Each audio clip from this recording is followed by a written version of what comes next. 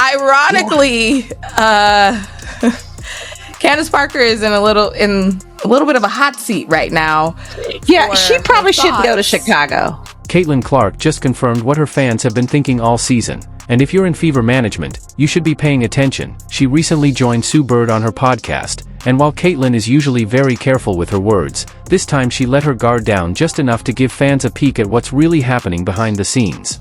The way she spoke made it clear, without directly naming anyone, that she's not thrilled with her current situation, especially when it comes to her coach. She didn't launch into a personal attack, but the hints were all there if you listen closely: who she chose to praise, what she criticized about the pro game, and what she left unsaid. And it matters, because everything she's talking about directly affects her career. When you impact Caitlin Clark's career, you're also impacting the future of women's basketball for years to come. Ever fans have been saying it all year. Head coach Stephanie White is slowing the team down and keeping Caitlin off the ball.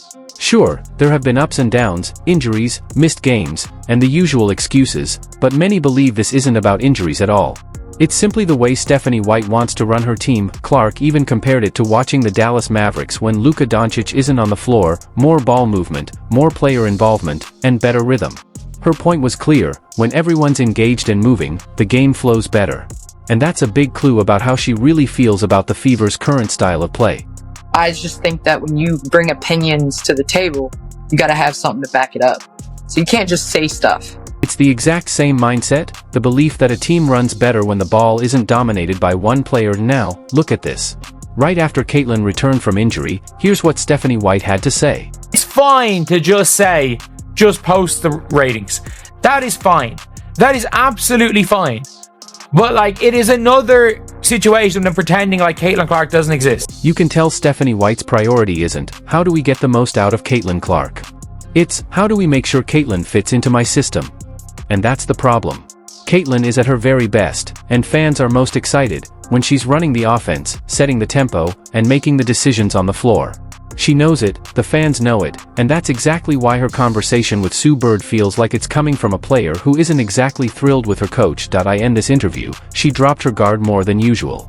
First, she lit up talking about how her Iowa coach ran practices.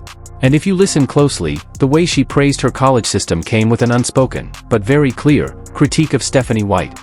Look, I think that Indiana is even more dangerous when Caitlin Clark doesn't play because she's a ball-dominant guard. The ball's in her hands a lot, so you know what you need to try to take away. But when you look at Indiana now, they've got so many weapons. There's a lot in this to break down. First, it's a huge compliment to Lisa Blutter, Caitlin's Iowa coach. Blutter didn't have a roster full of top-ranked recruits like UConn, yet she still took her team to back-to-back national championship games. That doesn't happen by luck, it happens because the team was coached extremely well. Everyone knew their role, where they were supposed to be, and what was expected of them. And they executed with precision. Now, flip over to the WNBA, and the contrast is glaring. Caitlin said it blows her mind that some players don't even know where they're supposed to be on the court. That's not just a casual remark, that's a serious statement. And you can't convince me that, at least on some level, it's not a subtle shot at Stephanie White. Why? Because it's the head coach's job to set those standards and drill those details into the team, just like Blutter did at Iowa. If your star player is openly saying she's shocked by her teammates' confusion, that's not just a chemistry problem. That's a coaching problem. We have to deal with the possibility that the Indiana Fever, right now, in this moment, are better without Caitlin Clark. And that sounds crazy, and people are saying, how can you say that? I'm saying it because we're seeing it. And here's the thing, it's not just about Stephanie White. As Ben Daniel pointed out, this exact problem was happening last season too. Players unsure of their spots, not enough practice reps, and constant confusion in the offense. For Caitlin, though, this isn't just some early career adjustment anymore. This is year 2, and it's starting to look like part of a much bigger, and more frustrating, pattern for her, both on and off the court, because what happens next, whether Caitlin intended it or not, pretty much erases any doubt that there's real tension brewing behind the scenes. See, he always trying to push the CC narrative. She good, but she not that good. Caitlin started to say something, and then stopped herself. She was talking about how most of her assists come in transition, playing fast, pushing the pace. She was just about to describe the kind of player she isn't, then suddenly cut herself off mid-sentence. You could almost see the wheels turning. If she finished that thought, she'd basically be admitting the current system doesn't fit her, and that would instantly blow up into headlines. So instead, she gave the quick, casual, I don't know shrug. But let's be real, that wasn't, I don't know. That was, I know exactly what I'm thinking, but saying it out loud would cause problems. By this point, Caitlin had already suggested her coach isn't drilling her teammates on where they need to be on the floor. Now, she's also hinting that the system she's being asked to play in doesn't match her strengths. That's a bad combination, wrong system, no clear direction, and for a player like Caitlin Clark, it can be career-limiting. But here's the thing, that still wasn't the most revealing moment. The next two clips? They're jaw-dropping. They don't just hint at frustration, they practically confirm what fans have been saying all season. Caitlin Clark isn't just being coached the wrong way, she's being held back. And what's coming next goes beyond play calling or offensive schemes. This is deeper. This is psychological. You know, it's so crazy to me because I'm asked so many times if I'm resentful in any type of way for where the WNBA is right now. My job was to leave the game better than I came into it. You think Cheryl Miller is resentful for me that I had a league to play in?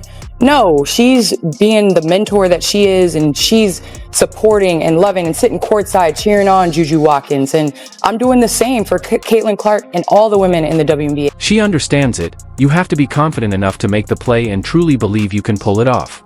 That's not arrogance, that's instinct. And instinct comes from one thing, reps, endless, relentless reps. Malcolm Gladwell's book Blink talks about how people can make split-second decisions without overthinking, because experience trains the subconscious to spot patterns instantly. That's Caitlin Clark in a nutshell.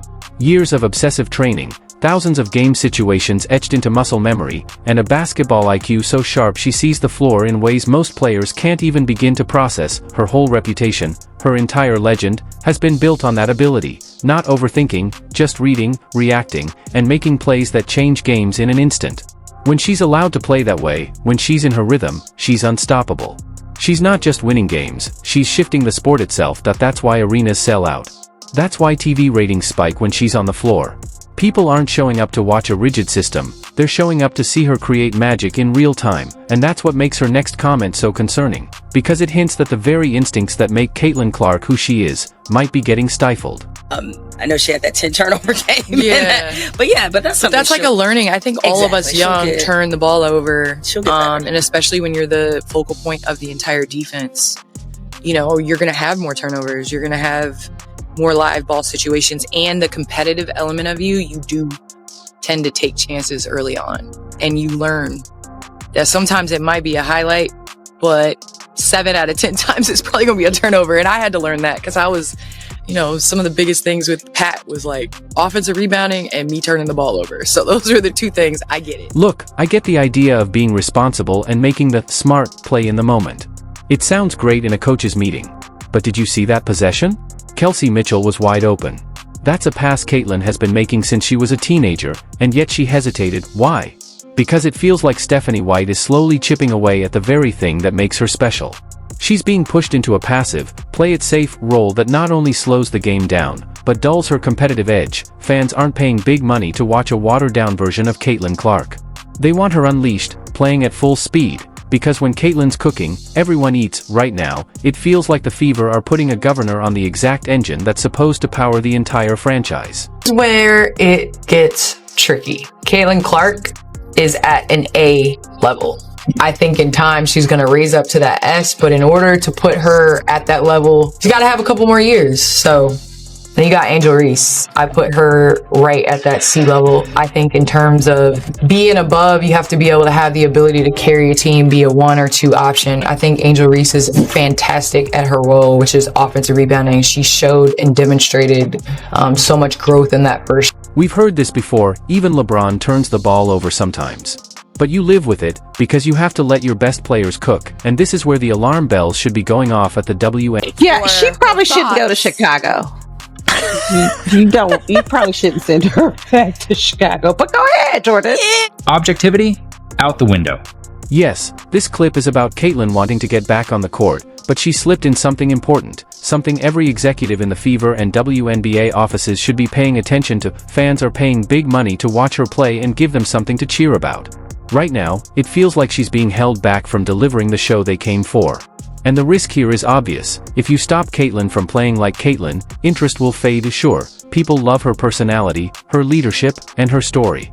But at the end of the day, this is entertainment. It's about what happens on the floor. Jason Whitlock said it, and while plenty of people didn't like hearing it, there's truth in what he said. Being said, the facts that I want to bring to this table, and I challenge anybody to tell me, what player are you taking Angel Reese over of those that I just listed? Guess we'll wait for their response. Oh, we're not gonna, okay. Because, yeah. I'm sorry.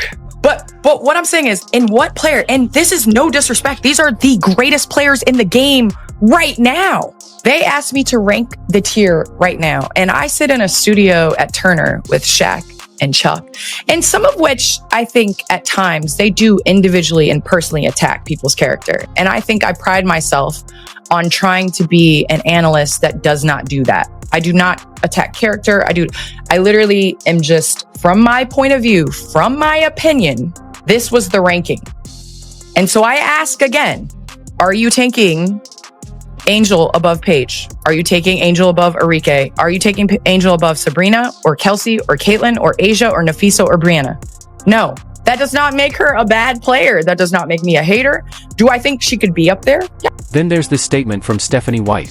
And I'm sorry, but when I read it, my first thought was, this sounds marinated in shade toward Caitlyn Clark. She said, when it's not about you, when it's about everybody else, and it's about the whole, it makes it worth it. It makes going through the struggles worth it. And I just think this group is a special one. On its own, a quote about the collective isn't bad. Basketball is a team sport. But when you put it next to everything Caitlyn just said in that interview, it takes on a whole different meaning. Caitlyn is confident, wants to make big plays, and isn't afraid to take risks. But instead of being the system, she's being forced to fit into one. Shirts of pay us what you owe us. And then do that in the All-Star game. Like, I just think that it would have really maximized the moment of wearing the shirt along with giving the product. Because I tried to watch the All-Star game, I'll be honest. But after one slow Euro step and people pulling up for I was like, I can't, I'm a fan of the WNBA and I can't watch this. So I just think that, no, you all didn't have to, but I think it was an opportunity that you could have built on, like, more momentum, if that makes sense. And when she's on the floor, it feels like she's being conditioned, or outright told, to play risk-averse basketball. That's not just questionable strategy. That's limiting the most powerful engine the WNBA has right now. This interview didn't just drop hints, it ripped the curtain wide open.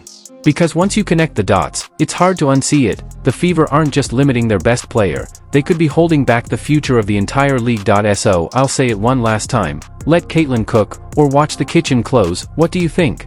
Drop your thoughts in the comments. Thanks for watching. Here she played assistant coach and bench cheerleader throughout the game, and I'm here to tell you, if she hadn't been actively participating in her street clothes role as the bench coach and cheerleader, I'll swear those ratings would have been down another 10%.